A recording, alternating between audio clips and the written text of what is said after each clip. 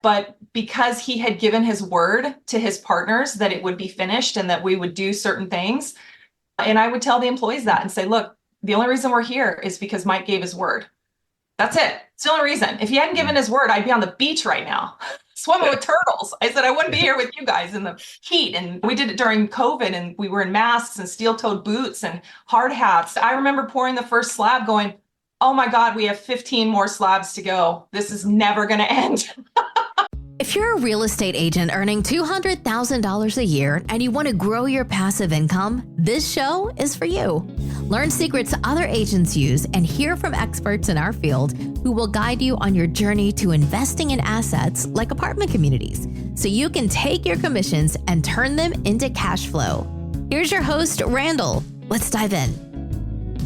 Hey, welcome back. It's good to have you on today. We're having a conversation with Dr. Jennifer Salisbury. She is a nuclear engineer, and we talk about real estate, which is great to have someone with that type of mind on the show to see how she handles a lot of the processes and things that they work on. A lot of landlording in her background. They're doing development projects. The most recent thing that we were talking about is 5 acres that they bought in Canada for an RV park, and just her process of working through that. Great conversation, and I hope you get something out of the show. If you would go on, rate and review, it helps a ton to bring out great guests anywhere you listen to podcasts. And without further ado, let's jump on, talk to Dr. Jennifer Salisbury. Here we go. Right on. So not sure if you have, the title kind of explains like what we're doing here. I've been a broker for a long time and a real estate investor longer than that. And so the whole gist of the show is like turn your commission into cash flow, go invest and do something, like buy some property, do something. Looks like you're well versed in that and have been doing that for a long time. I'm excited that you're talking to some of the great people that I've been talking to and about my podcast. The only reason I even started this podcast was that I had so many people approaching us going, how on earth are you doing rentals in Canada when during COVID, you didn't even go back to Canada for 3 years? Mm-hmm. And I self-manage. I don't have a property manager. And so now I have a team on the ground, right? Yep. But there was just so many people approaching us going, how do we do this? How do we avoid bad tenants? How do we set up systems? How do we actually do this? And it was so many questions over multiple years. And I just said, I should start a YouTube channel. And my daughter said, no, you want to start a podcast, which of course now has spun off into a YouTube channel, ironically. Yeah. But I speak to both sides of the border because the rules in Canada are not the same as the US. Some of them are very different. Like Canada doesn't have a 1031 exchange. There's no vehicle to defer capital gains. It's when you sell a property, that's it. They get their money. Yeah. Period. Also, I had a retail operator who I had on, but it wasn't just the no capital, no sale, but the debt is different, right? It's like a 5-year term max or something on a floating rate. Yeah. It's really interesting. In the US, you can get a 30-year mortgage locked in and there's no term. That's it. The amortization length is it. And in Canada, they do a term. And it's 5 years. And the way they do that is Canada avoided the mortgage crisis. They really didn't have a mortgage crisis there in 2008, 2009, 10, 11. So one of the things they did was they implemented a stress test. So for any lending institution, they basically do a varying escalation of payments and your cash flow and can your income support this graduated scale of debt and beyond a contingency, let's say. And then they say, okay, max term is 5 years. And then in 5 years, you must either refinance or do something. You have to do something. They will not let you hold it long term anymore. This is the private equity side of me thinking. It seems like there would be a big push to have a third-party fund established from private equity that lends long-term money. And there would just be a massive amount of people who want that. And there is private equity in Canada, so it's highly regulated. Let's see, their real estate IT, REIT. I don't remember what the acronym stands for, but it's Real Estate Investment Trust. That's it. REIT? Real estate, it's the REIT. So they do have REITs in Canada, and they're quite expensive as a person that wants money from a REIT. But then they're very highly regulated, right? It's basically a mortgage-backed security, and that's what it is. It is a security, for sure. Yeah, interesting how Canada looks at a lot of these things very differently. But so they've implemented the 5-year term. And so right now what's happening, and just even looking in Canada, is that you've got people who are still locked into their super low rates, but very soon they're all going to have to refinance to the 5, 6, 7% rates Several of our mortgages in Canada are at 6% now, and we put them on 1 year because why not? If it's down in 1 year, or if it's the same in 1 year. Okay, so you're going to do a 1 year term. Like, how much cost is that adding to your refinance? Like when you're doing that, or do you not have that refinance cost? How does that work? No, I don't. It's not the same as an extension. So if we do a 1 year closed, which is typically what we'll do, is a 1 year closed and go, okay, within 60 days, 90 days of that 1 year, which happens pretty quickly. We're talking 9-10 months. Exactly. And we go back around, and what we've done now is, because we have mortgages and we've actually aligned them all with the same lender, which is ironic. We don't always do it that way, but right now they're all aligned with the same lender. And because we've done this so many times, that everything is aligned to the same renewal period. Before, they were all over the year. Yeah. And so now we're just doing it, but it gives us more power, saying, hey, we're a bigger client. We've got more debt. You've got security on all these properties for a 1 year. Give us a better rate. And so sometimes they will give us a better rate, and maybe not for a 1 year, but for 2, 3, or 4. But again, we're looking at this going, okay, there's an election on both sides of the border. There's an election in the US, there's an election in Canada, lots and lots of stuff happening on not only the Federal Reserve side, but also the Bank of Canada. Interest rates and inflation are the talk of the day. And maybe we won't do a 1 year term next time. Maybe we'll do a 4 year. But having said that, we're also doing a development of an RV park up in Canada that my husband and I create community. That's what we do. And so we're creating a 48 pad RV park that can, quite frankly, be turned into a tiny home community, because I think that's the next way that we're doing affordable housing. Yeah. Affordable housing cannot be built, in my opinion. We can talk more about that. Let's kick off and talk about just like what you're working at. You live in Hawaii. You've been buying in Canada. We live in Hawaii. All right. So you're Canadian. Is that what I gather? So I was born American, but then I married a Canadian. All right.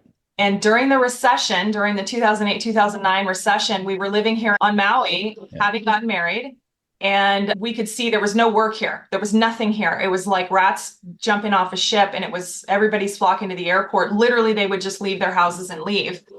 And so we ran to Canada, which is where he's from. He's from British Columbia area. And we went up there. Now, of course, I was a complete fish out of water. I had never been to Canada before I met him 18 years ago. And so then we ended up staying almost 10 years, give or take 8 or 9 years. And boy, Canadians are funny. They've got different words for things. And they're always saying sorry and pronounce things differently. And anyway, they've got their whole little language. Yeah.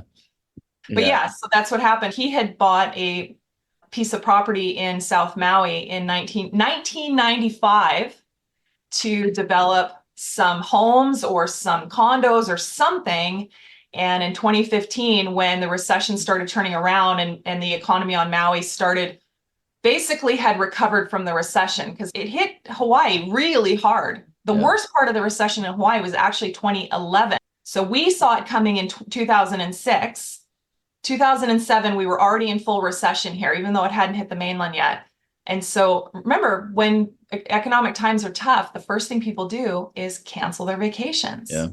And because tourist industry here is like the main economic driver, it hit here hard. And so anyway, 2015, we ended up coming back to Maui to build out this development.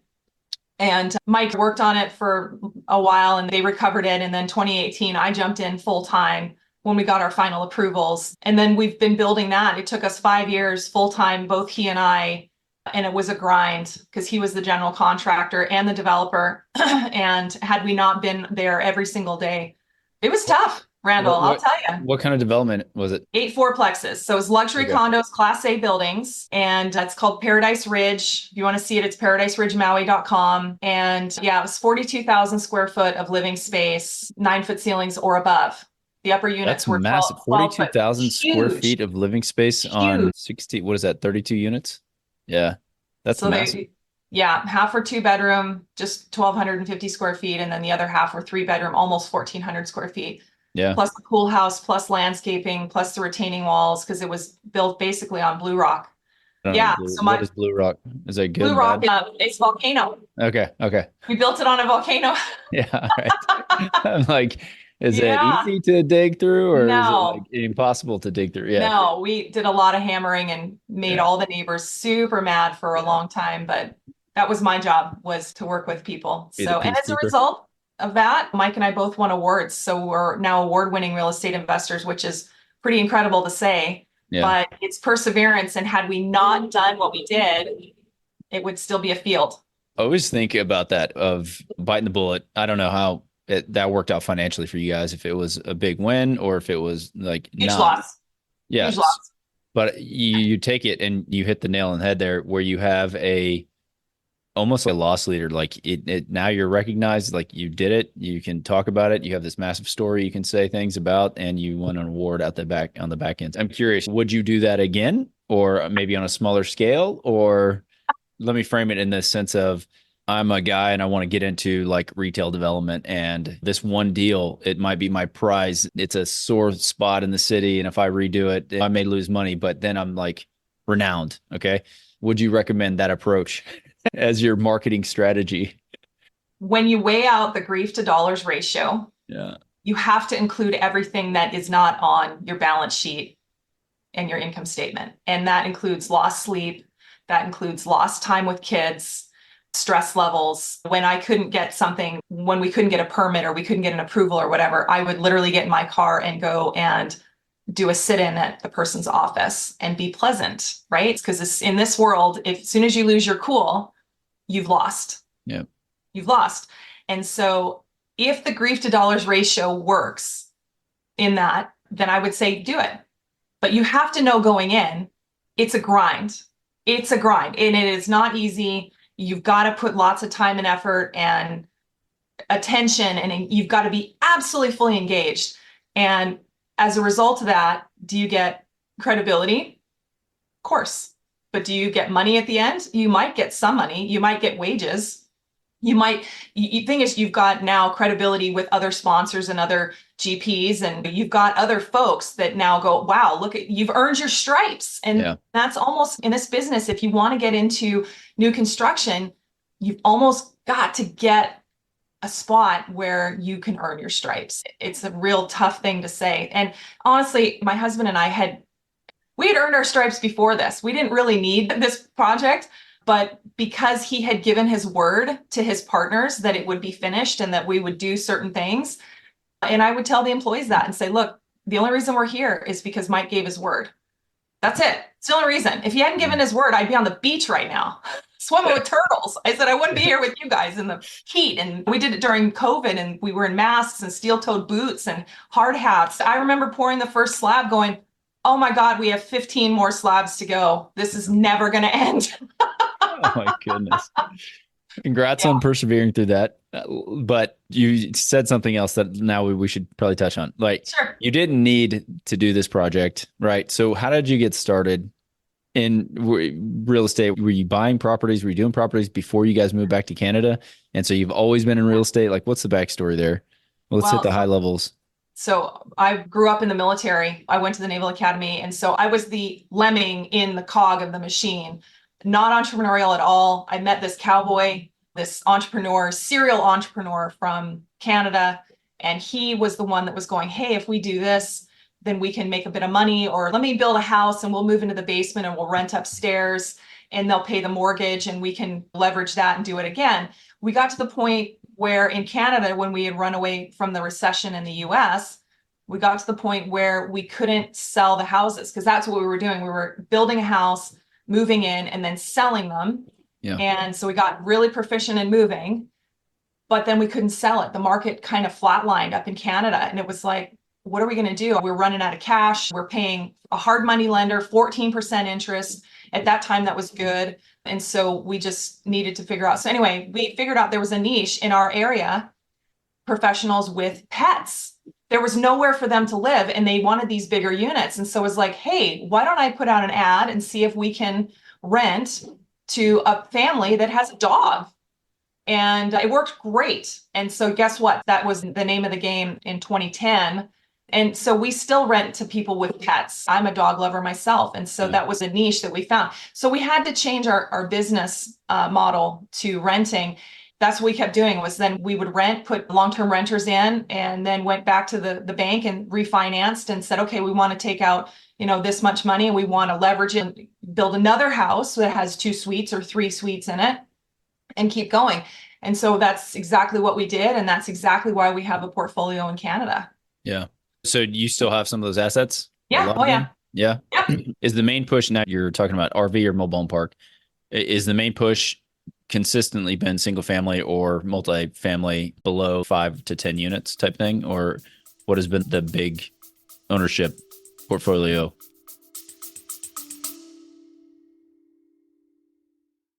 Hey everybody, Randall McCleared here with a special shout out to our friends over at Envone. If you're looking to diversify your investment portfolio, you've got to go check them out. It's envone.com.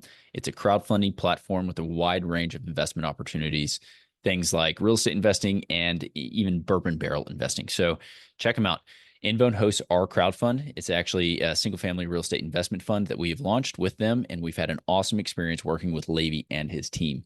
They're super responsive, very quick to assist us with things that we need, and they have crowdfunding down to a science. Go ahead and check out episode 154, where Levy and I discuss crowdfunding in detail and how it can help you either invest or raise capital. And check this out. As a friend of the pod, launch your crowdfund with Envone, and you're going to get an exclusive 10% discount when you head over to envone.com/ABC, or simply call Levy and his team at 475-800-8716 and mention Agents Building Cash Flow. Go crush it. Happy investing. Talk to you later.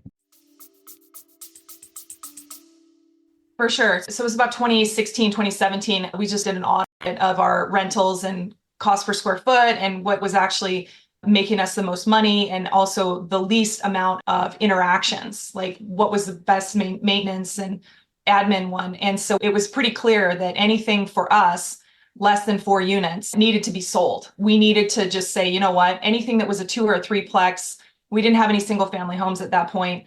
We need to just sell it and move on, leverage into the other units. That's when we went for 4s and above. So 4-plexes and higher, 12-plex. So what's the biggest single asset then? Like unit count? 12. 12. Okay. So still you're not getting in the 100 to 200 unit, like large scale sort of deal. No. And do you still cater to, or have you niched down still to, like, we are the pet friendly landlords, or that just happens to be something that's in the listing that's pets accepted? Or do you like have a dedicated like landing page, pets accept like .com or so, like what is it? No. For us, where we are in Canada is a very small market, and we know our market very well. And in fact, we're always hesitant when we're going outside that market because the rules change. Watch your assumptions. And I go, as soon as we're going to shift to Vancouver or Greater Kelowna or anything outside of our market, or Vancouver Island, somewhere in there, it's like, watch your assumptions, because maybe pet friendly there isn't what they need. Yeah. It seems that in all of British Columbia and beyond, it seems that nurses are needed so badly, especially in the rural areas. And so there's a lot of catering to travel nurses. Are you guys doing some of that, some of the midterm? We can. I'm not really a big fan of short-term rentals. It's too hard on the units. Yeah. It's really hard on the units, especially here on Maui. I'm not even touching short-term rentals here. It's long-term. People here on Maui I want them to dig in. In Canada, it's a little bit different. And I'll admit that one of the reasons why we have supported traveling nurses in the past is our daughter's a nurse. Okay. She's in that program, and I can see her grinding, going, oh my gosh, I have to work, so much because we're short-staffed. And it's like, okay, if I can help bring in one more person, then why not? Why wouldn't I? We can support the travel nurses, and we have. Yeah. Mm-hmm. No, it's just one of those. Again, I had some furnished finders on, and they were talking about that. Like, that's a big thing that they do. But again, you have to be furnished. And we've got some units here in San Antonio that we always consider it. And then we're like, okay, but then you got to furnish it. And how often do you have to turn over your furniture and like maintain the unit? And so I'm kind of in the same boat as you. Like, it sounds good, but the management is increased. So it's kind of like a lifestyle sort of decision. If you want to be like always on board, or, pay 30-40% for someone else to manage it. It's a different level of engagement. Short-term rentals in general. Now, when you're renting to short-term professionals, that's in a niche all its own. When you're traveling nurses, they're not out partying every night. They're there working, they're tired. Yep. And so, travel nurses that have a small pet, and let's say they bring their spouse and the spouse works from home, get them comfortable. And that's always what we're looking at is, what's the best way we can make you guys comfortable, get you to dig in. And several times we've had people extend a couple times and go, you know what, we really like it here. We like the weather. We like this. We like that. And so that's exactly what we want. I want people who are more invested in their quality of life. Yeah. All right, let's talk some tactics then. Like I want to get some nitty gritty stuff because I know you talk rentals all the time. So you clearly have some systems in place and you have some things, as you alluded to a minute ago, you set up your podcast because so many people were asking you like, how do we do this? Yeah. So like, what are some of the top tools that you use? And literally, if I came to you and said, hey, I want to start this, like where do you start? Maybe we'll go down the line and you can kind of tell me how I should get started in the rental game or how you would recommend get started. In this scenario, do you already own property or not? Sure. Yeah, I own some property. Yeah. Okay. So if you already own some property, then you already have property that you want to manage. And so if you're going to self-manage, you cannot do it all on your own. Everybody thinks that they can. Guess what? You cannot. And so the number one rule I have in self-managing is you've got to have a team. You've got to have a team. If you are the one on the phone at 2 a.m. because of a clogged toilet or, a hot water tank is burst, that is a recipe for failure in my mind. So you've got to have a team. If there are people in your realm, in your market that want to help, whether it be a handyman, it be, your bookkeeper, you've got maybe a neighbor that, we find that some folks that are retired, they like to have a project that they tinker on. Fantastic. So then they would be part of the response team. Is kind of how I look at it and say, you know what? And I pay my response team. I pay them in advance to be on call and I pay them for several hours every month to say, look, if we don't need you, great. Take that money and that's fine. But I've never not needed them, if that makes sense. So you've got to have a team. Yeah. Okay. So the main players on your team, and how much do you pay them? Who are the main players that you get on your team, and how much do you pay them? So you've got to have a bookkeeper. You've got to have a bookkeeper. You've got to have someone who's handy, whether it's an actual handyman or someone that's helping somebody to shovel snow in the dead of winter or put salt out. And then you've got to have a cleaner. But that doesn't have to be a dedicated cleaner. It can just be someone. But I found that the team size is 3. Okay. That's who you want. And you can be one of the 3. But if you're not one of the 3, that's even better. Yeah. So you're remote. I mean, bookkeeping can be done remote. Do you do all the books? I do all the books. I do all the money management. My folks do not touch money.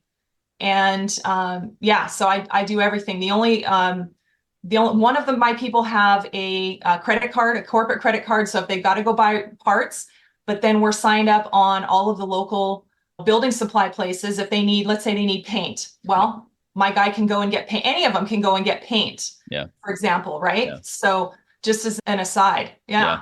So you mentioned that you pay them in advance. So like typically, I mean, I love the idea of having a neighbor and having retired. Like I've been flipping houses for a long time and I always make friends with the neighbors, like anybody that's around, like, hey, if anything's happening, just give me a call, whatever. But on the rental side, I love the fact that, again, if you're remote, you can simply have your neighbor who is going over there, mowing the yard, doing whatever, that they're getting eyes on the house. They can see what's happening and then report back to you.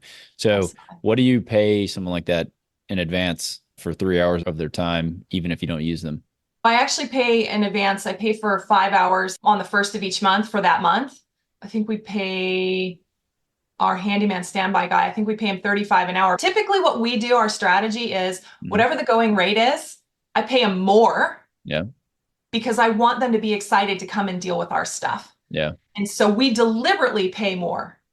And we pay right on time. Like they give me the invoice, they'll have their money either that day or maybe the next day, but usually the same day. Yeah. But we overpay on purpose. Okay. So you build that in. So if a property's cash flowing $400 a month, but you're buying more than one unit, so it should be more than that ideally, right? If you're buying multiple units, then you're just factoring in like $150 goes straight out the door to your handyman on a monthly basis. Yeah. See, in my calculation, if we're making, let's say $1,000 for a fourplex in a month, my management fees and all our repairs and everything in advance includes that. Okay. Includes it. It's in the budget. Like that, in my opinion, that is part of the system. Yeah. Okay. So I set up my team. I found a place. I looked, I have, all right, we're going to get it rented out. What kind of tools are you using? Either technology, how are you doing applications? How are you approving people? Like, let's get into the nitty gritty. Because if somebody's listening, they're like, I don't even know what I would be doing. Yeah. What are you using that is allowing you to do what you do? So as a seasoned landlord, I've got websites set up. And what I did was very simply, I Googled tenancy application, just like a lot of people do, and I made a website on it. And so when I advertise my units, I just say the action item for these potential tenants is to go to the website and set up an application. Yeah. We have found over the years, we don't do showings in advance. We pre-screen for deal breakers and we tell them straight up. But I also tell them, look, it's a pre-screen. You don't need to send me pay stubs. You don't need to send me an ID, but you do need to send me, where are you working? Why are you leaving? Tell me how many heartbeats are in the unit. If you've got 8 kids and 4 pit bulls, that ain't going to work.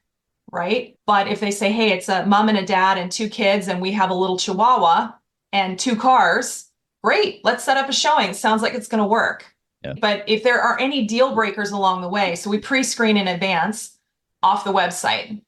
So that's how we do it. All right. So is it automated? Like you have a website or you're advertising on MLS, do they automatically go to your website from whoever you're listed with, and then they just can see more pictures or whatever, kind of see your program, and then they're That's like, exactly apply it. now, and then the pre-screen is them applying. Yeah. Okay, so that's how that works. And then once they have all their information, that goes to you or somebody on your team? It goes to the whole team. Okay. It goes to everybody because I want to make sure that if anybody sees a deal breaker in there, they go, hey, this person just fill in the blank, had a major problem, or, hey, I know this person, they just had a breakup. They're actually great. Or I know their employer. That also happens. Yeah. Okay. So it goes to the team and that's all internal communication. And then you guys are reaching out to them to schedule. Like how do they actually get into the unit? Yeah. So one of the team of 3 will arrange to meet with the potential tenant and look at the unit. Because that's the other issue is that we can screen them all day long. But if they get up there and they go, oh my gosh, you're right next to, a bar or something that is not ideal for them, or, hey, I don't like that there's, I have to park right next to the unit, or there's all kinds of weird little deal breakers for the tenant as well. So the unit's got to work for them. Yeah. Okay.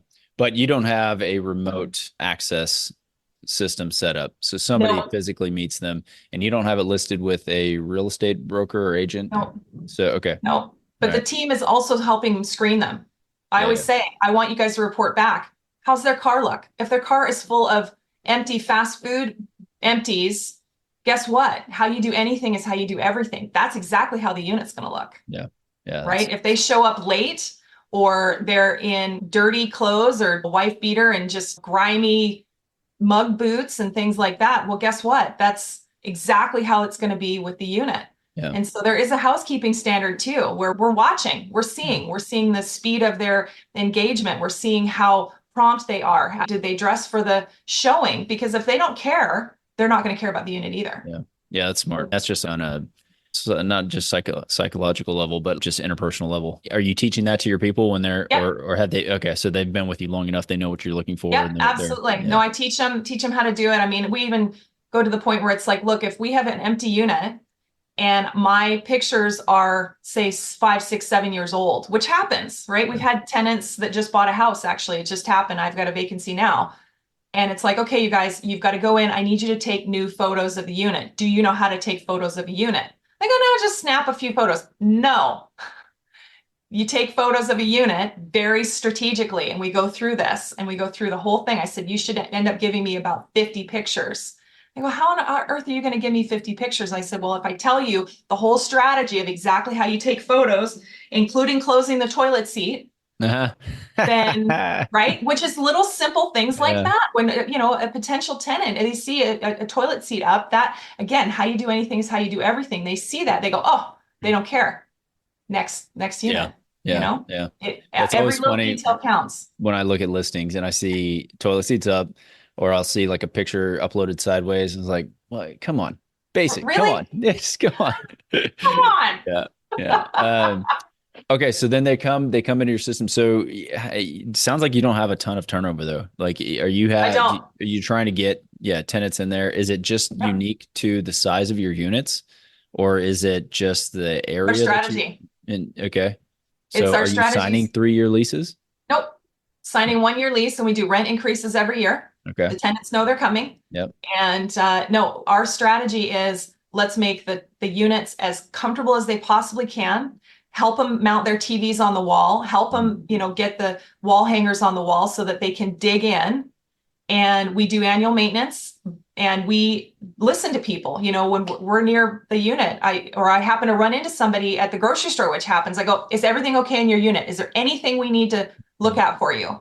But the whole strategy is I want people to be with us as long as their housing journey will allow it. Mhm. And the number one reason we lose people is because they buy something. And Yeah. that's fine. That's perfect. But we don't have a whole lot of turnover. Okay. So it sounds like you're not necessarily using a ton of technology. You don't have some like rental. Do you use like a rent ready appfolio or anything to manage Nope. all of your, it's all just like, I love it. Like you're just like on a spreadsheet and this is my tenants and this is what I got going on. On a spreadsheet. Now we can, and I've had people reach out. So we are self-managing sort of manually at this point. But again, that's the strategy. I don't have 500 units. Yeah. Right. So if I did have 500 units, it would be a lot different strategy, and I would scale differently. Yeah. Can we go up to 500 units and have an asset manager that works with my bookkeeper? Yeah, I can do that. But again, we have crafted the way that we want to do our business specifically because we had an end goal in mind the whole time. What's the end goal? Oh, a boat up in Desolation Sound, north of Vancouver. Yeah. Which I'm going to in 3 days. That's what I heard. So goal has been achieved and now it's off. Yeah. Okay. Yeah. All right. I love that. So, all right. So before we get to the boat, because I have it like highlighted on my page to talk about because I really want to know more about it. I interviewed somebody the other day. She's doing she's buying a condo on a ship that goes around the world and her kids learn on it. Have you heard of this? Cool. Yes. Oh, and I man. looked at it a lot going, how would our quality of life be? Yeah. So we had a chat about that. Anyway, it would just we had a longer conversation about that than about real estate. But anyway, before we get into that, so how many units do you have, and how did you craft your goal so that you have, again, it sounds like lifestyle design. You're like, this is how we want our lives to look. Yeah. This is how many units I need to get to, and this is how we're going to structure it. So kind of walk me through that process. So when Mike and I left Maui and deliberately went up to Canada and had to basically regroup, in that recession, Mike and I both lost houses. I'll say that again. We both had houses foreclosed on. Yeah. So it is not, success is a poor teacher. It makes smart people think they can't fail. That's Bill Gates. Yeah. You cannot, escape this. There is always a downside, and there's a reason why there's a foreclosure clause in every mortgage and every lending statement. I'm not saying that to frighten people, but it does happen. So when we went to Canada, we had to figure out what are we actually going to do to regroup.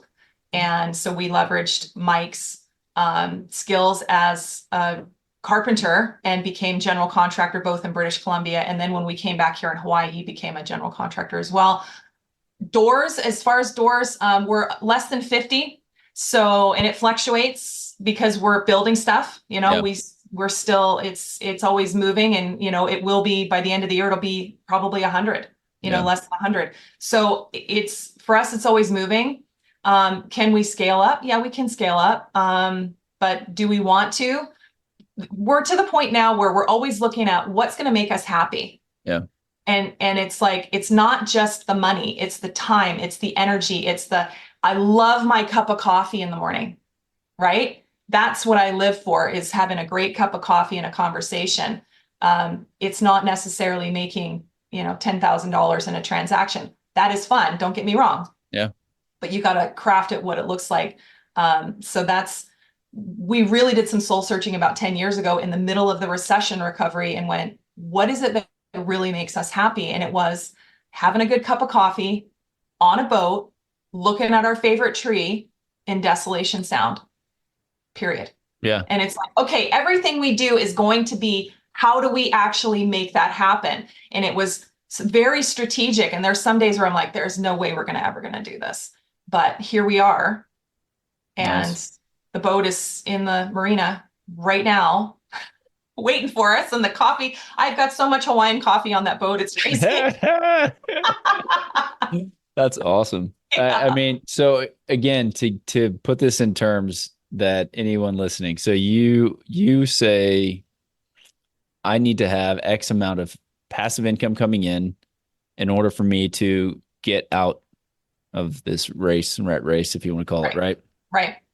And so you guys got to that point, even if it took you 10 years, like it took you 10 years and now you're there, right? And so that's incredible. One, I applaud you guys again for, sticking to the plan and doing that. And two, now let's talk about the boat. Like, what are you going to do? Like, how big is the boat? Like, what is it? Is it a sailboat? Are you cruising around? Is it?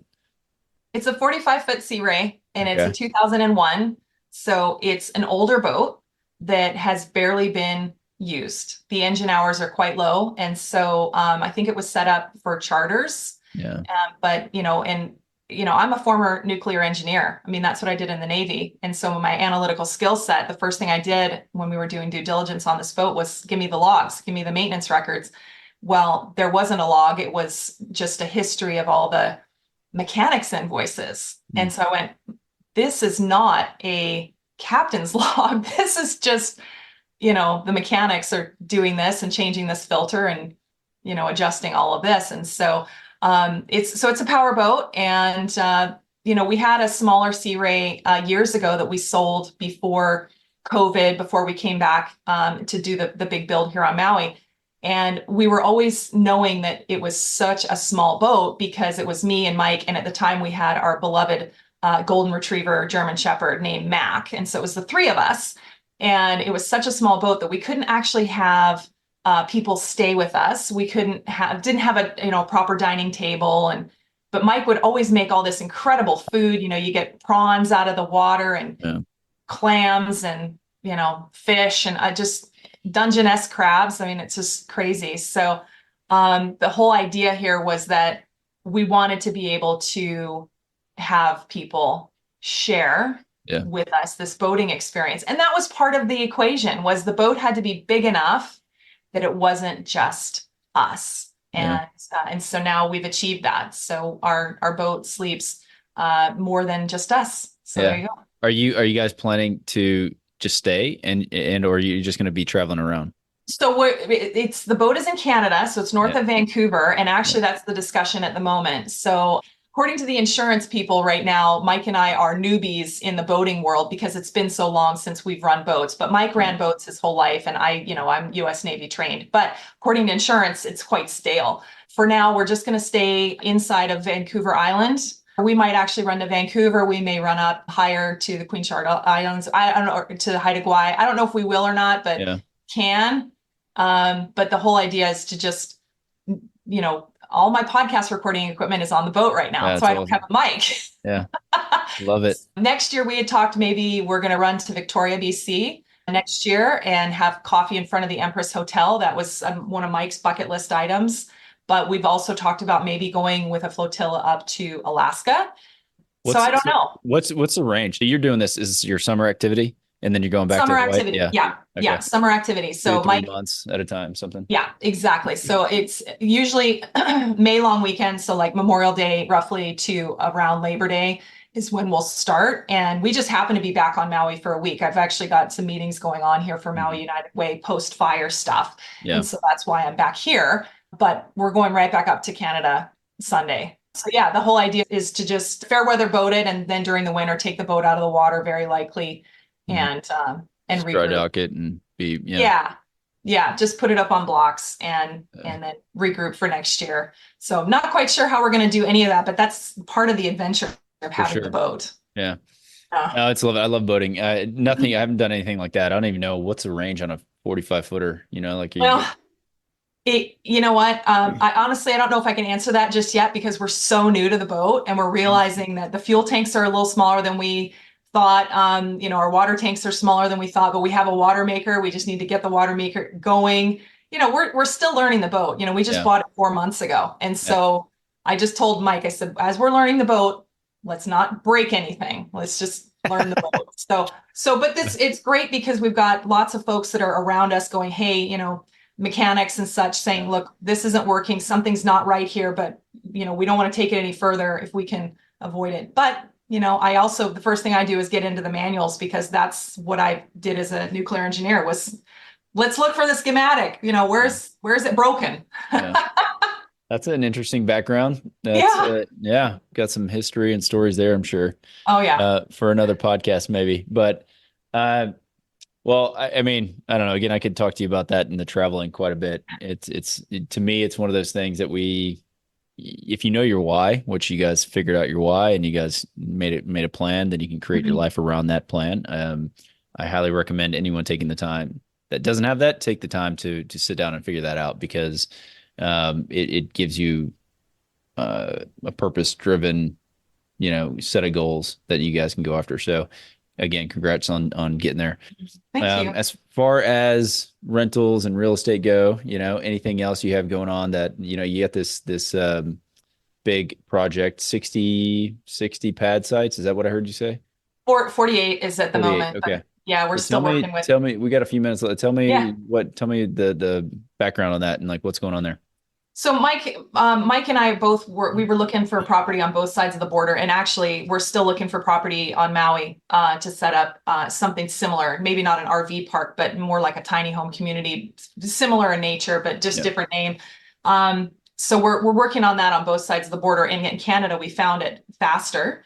So we found 5 acres in the same general area as where our rentals are, same area. And found this 5 acres with a renovated home on it, and but it had quite the, let's say, collection on it. Yeah, four of the 5 acres had about 10 feet thick of treasures, and so we've had to that's a lot of remove the treasures, deal with the treasures, lots. I mean, I'm talking decades worth of collecting everything from cars to boats to bicycles to air conditioning units. I mean, there was one pile that was nothing but kitchen sinks and bathtubs, just all kinds of stuff that was just like, oh my goodness. Any of this? Or is it just like get it out as fast as you can? Or was it's a combo. It's a combo. And so this is, again, part of the team. We talked to the team before we bought it and said, okay, guys, what are you interested in helping with? And so there were some people who knew, like, the bikes went to someone who does nothing but repair, and they teach other people how to repair bikes. And so we said, come on up, see what's good. Because there were like 300 bikes there. Wow. And so some of them went for scrap. And then we had somebody who said, hey, I will strip everything if we can split the scrap. And so we started making these deals like this, trying to clear this hoard. And now we're to the point where we're finally, like, we couldn't even get a proper survey done because there was stuff everywhere. And we bought the property in January. We're 6 months, 7 months into it now.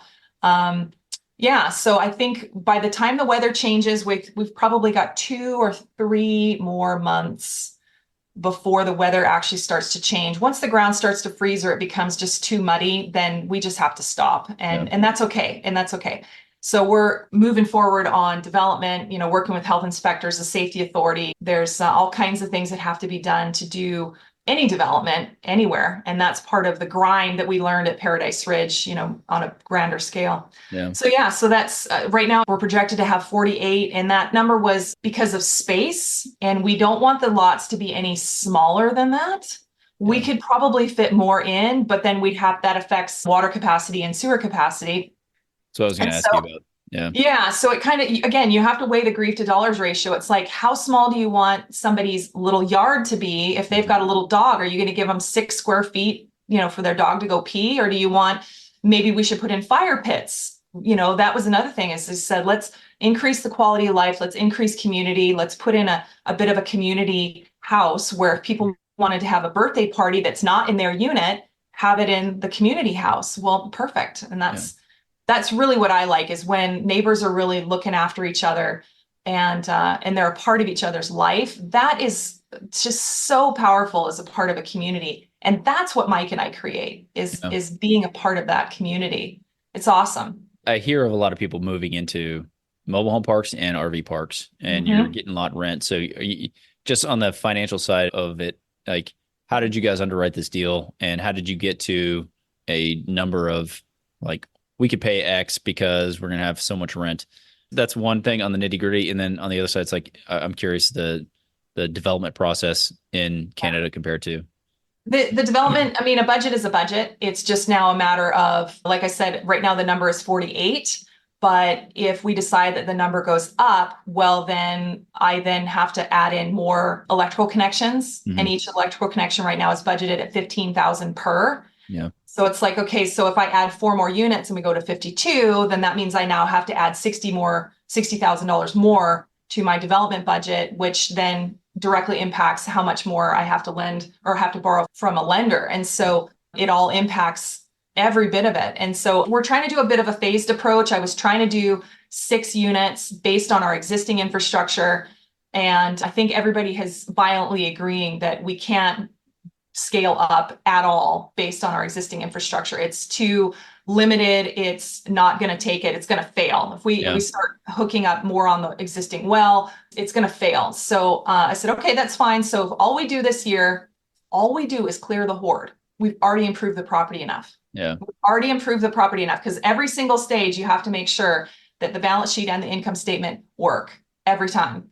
Yeah. So, and we've done that. So then it changes what next year looks like. It changes what our lending requirements are next year, but that's okay, because that's part of the benefit. You know, instead of 48 RV spots, maybe we'll only do 20. That's reality. Maybe we'll only do 1 well and 1 septic next year, because that's what I can afford. Stabilize that and then leverage it, you know, the next year or 2. That's okay. So, all right. Break it down for me then. So did you pay cash for the land? Yeah. Okay. So you don't okay. Because they didn't know if you had financed it and you're like, yeah, it's okay, we'll wait. And I assume you got a decent deal on this land. We did. We got the decent deal. And here's the other thing that I must tell you on a lot of these real estate deals is that they were years in the making, years. And the reason why that it took so long, and most of these deals take a long time, is because we know what numbers work for us, you know, and the sellers want what they want. And I get it. That's fine. But my number is this. And so at some point in time, over time, the number that we have, it's like, you know what do they say? Half of something is better than all and nothing. Yeah. And so the person that we were working with for 2 years on this 5 acres was given a terminal health diagnosis. And he called us and said, do you still want to buy my property? And Mike said, I do. And actually at that point, he was already talking with somebody else about another property. And he said, look, I'm only going to buy one. Mm-hmm. So if you want me to buy yours, then we need to talk right away. And so we ended up going that way. And I know he wanted more, you know, the original price that the seller wanted was over double what we paid for it. But our number, especially because of the hoard, and we couldn't even get a proper survey. I mean, there were so many things along with this.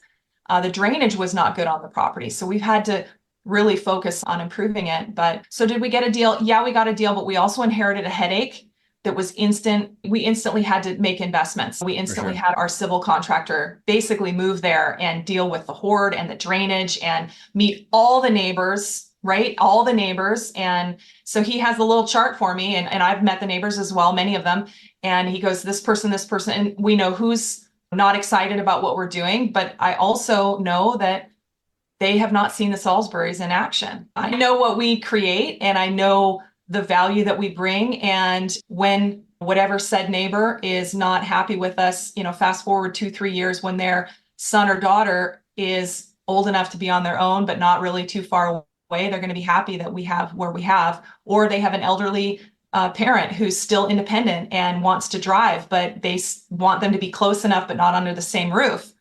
And so what we're creating is the next level of affordable housing, because, you know, affordable housing is, in my opinion, the land costs are too high to build affordable housing. Affordable housing can't be built anymore. We're past that. So the only thing that we can do in affordable housing is things like what we're doing, this RV park or a tiny home community, or it is the existing stock that has not been renovated yet. That is the only affordable housing that we actually have. Can't be built.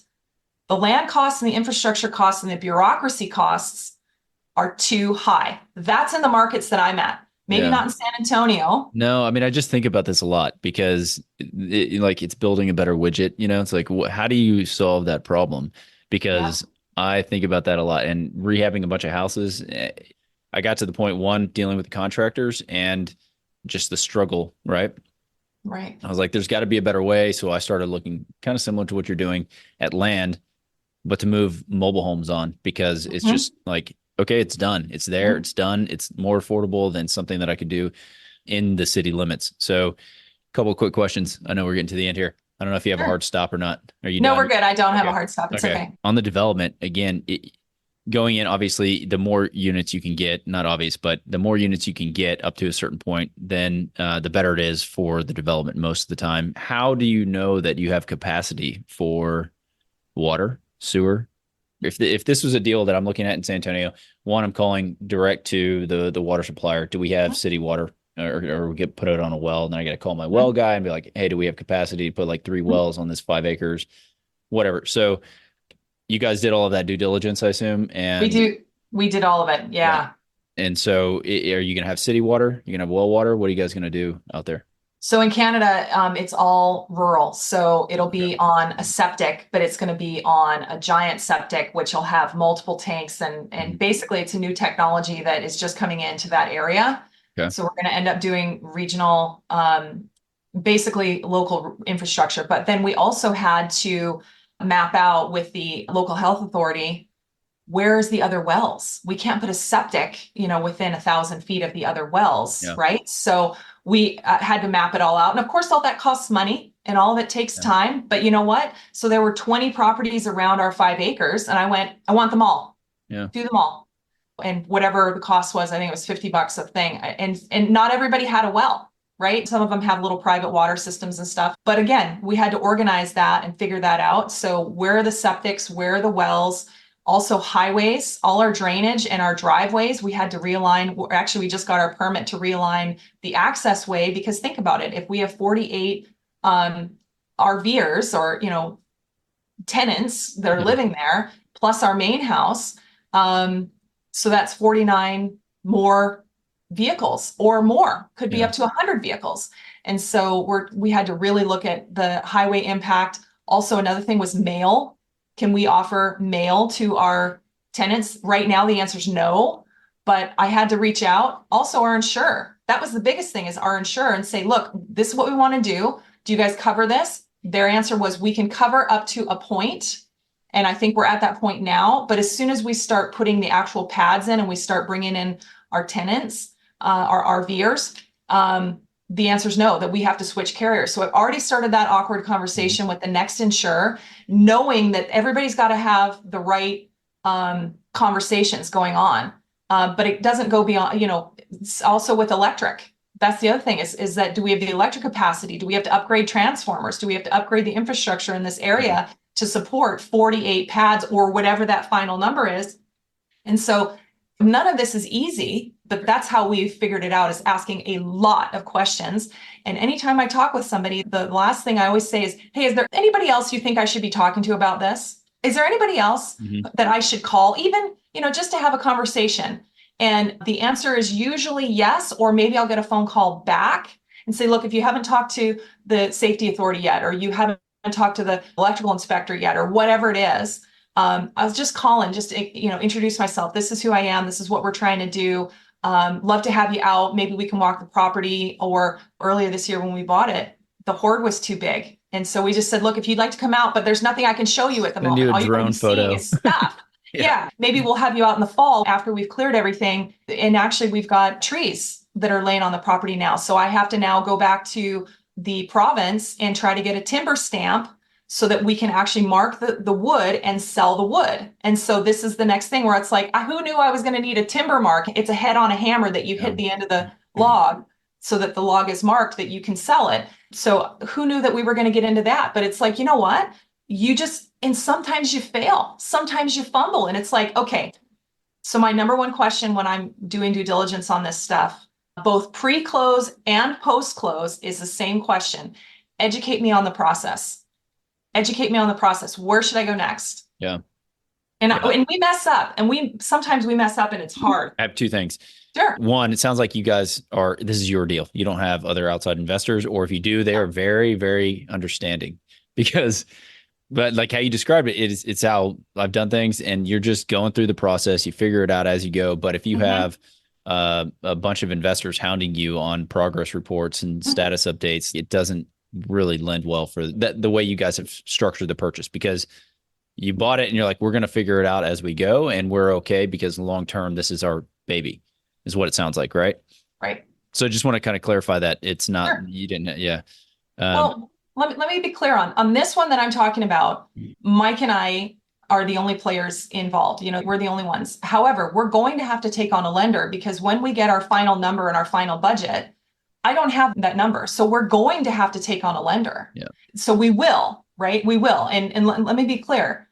I may be flippant about what I'm saying and figuring it out and the timber stamp and all that, but I did due diligence like a champ before we even went on it. Because I thought, okay, if this 5 acres has got a problem with title or a problem with something that we need to know, if there's a deal breaker in here, I need to know it before we close, before we remove subjects. I didn't mean to say No, that no, you no. sounded flippant. I mean it in the sense of you are afforded the ability to continuously learn on the fly and have those conversations. Yeah. And rather than like, I have to have a 1 year closing window so that I can make sure that I can get all these permits and I got to get rezoned. Yeah. And I mean, that's like somebody who's got investors that don't want capital risk at the, Yeah. So anyway, I just want to clarify that just because it's one of those things.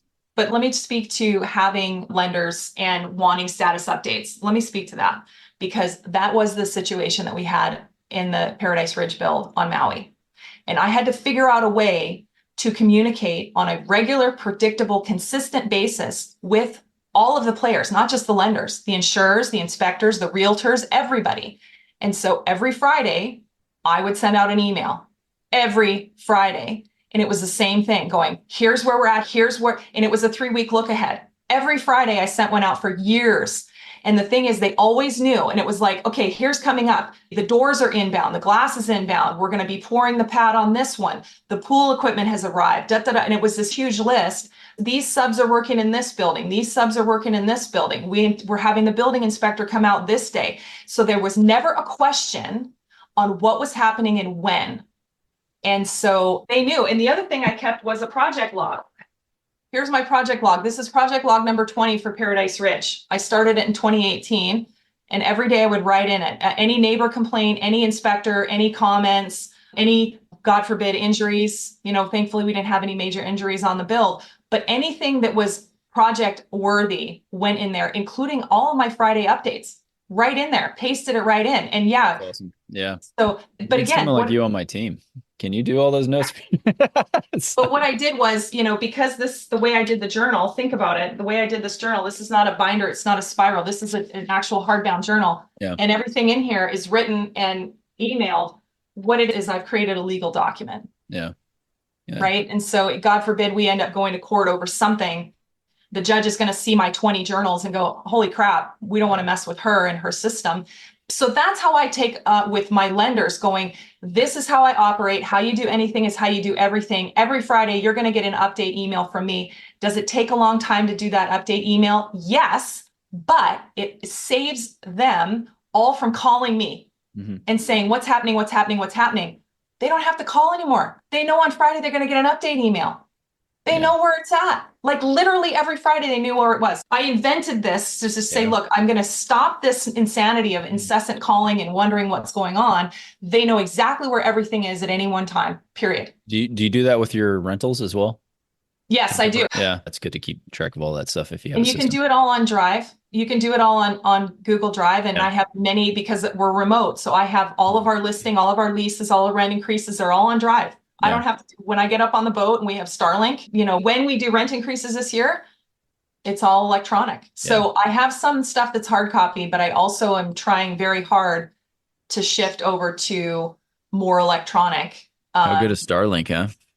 It's awesome. Yeah. Totally changed it. Last summer was the first summer we were on a friend's boat because we didn't have our boat yet. And so we were all up there and everybody had Starlink. And so we were just learning it. And because, how much of a power draw is it? Can you have it on all the time? Is it finicky? Well, we found there was a couple of really cloudy days and the power draw spiked because it was searching. It was searching for the satellites, right? And so everybody had to turn their Starlink off. Somebody got on the radio and said, hey guys, check your Starlink because it's draining your batteries. And anyway, we all had to learn A new system. Starlink last year. Yeah, It was funny. awesome.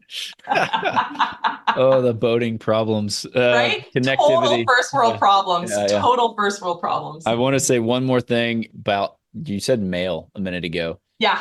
Like in your front house, you can't just have a mailbox and you guys give unit 1, 2, 3 through 48, and it's one address for the main street, and it all goes. That's wild. So remember, where we're building the RV park is not in a municipality.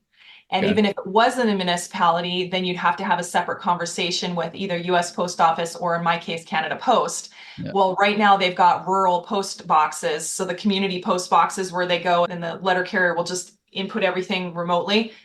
I have not started that conversation yet because I don't know the number. But when we do, I can ask them. And what they're probably going to do is they're probably going to make me buy a couple of those boxes if this is an option. Because right now, I don't know if it is. But it's not time to ask that question yet. Yeah. No, I was just, we're getting there. It makes sense now the way you described it. Yeah. Because they may not want to deliver 48 pieces of mail. Yeah. Right. It's a capacity Well, problem. Okay. Yeah, we had to, it was really interesting because Paradise Ridge has a gate and has a hydraulic gate. And so we had to get special openers for the postal service for USPS to actually go through the gate and then go up, and because they deliver mail daily in South Maui. And so it was, yeah. And then of course you talk about fair housing, the mailboxes, any common area has to be perfect, within the reach requirements, can't be too low, can't be too high, can't be too sloped. And I know way more about fair housing than I ever thought I needed to be, which lends perfect to the podcast because we talk about fair housing, we talk about reasonable accommodations, we talk about emotional support animals, service animals. We talk about all that stuff and it's like, oh my gosh, how did we get into this? You need a PhD just to do real estate these days. Yeah.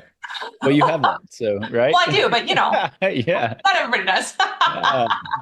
Well, Dr. Jennifer Salisbury, I really appreciate you jumping on and talking about just everything, we're everything. Just kind of talking rentals, talking about development, all kinds of stuff. So I wish you the best on your journey. I hope you guys have a great time up there. And it sounds amazing. So enjoy that and enjoy the fruits of your labor. So We'll catch up soon. I want to know how the 48 unit, maybe 52 unit comes out. Yeah, no, I'd love to. I didn't realize you were in San Antonio, Randall. I am, yeah. Where in San Antonio are you? I'm just north. Do you know where McAllister Park is? Like how well do you know the town? I know I-35. My parents live in Shirts. Yeah, close to it. Shirts, really? Yeah, they're just down the street. I have many projects over there. Awesome. Yeah. So if you ever come to town, let me know. Let's catch up. We were just there a couple weeks ago. Had I known, I would have said something. Hey, just as an aside, I wanted to tell you that I walked into Shirt City Hall really to show Michael the difference between developing on Maui and developing in Texas. And we walked into Shirt City Hall and I said, my name's Jennifer Salisbury. I'm a real estate developer. I'm a real estate contractor. We provide housing and I have Class A units ready to go and I have Class B plans ready to go, apartments that we want to build in Canada. And I said, I have both sets. I'd like to speak to someone about building housing here in Shirts. And I stopped. I had a planner sitting in front of me within 60 seconds. Yeah. And even then she said, I could have the mayor, the fire chief, and the building inspector meet with you tomorrow if you want. And if you already have your plans, then for a commercial building, it would take us 2 weeks to issue a building permit. And Mike's jaw was like, I just wanted to show you the difference on where you're building. Yeah. But your product that you built is probably not going to hit the same price point in Shirts. Watch your assumptions. I don't know.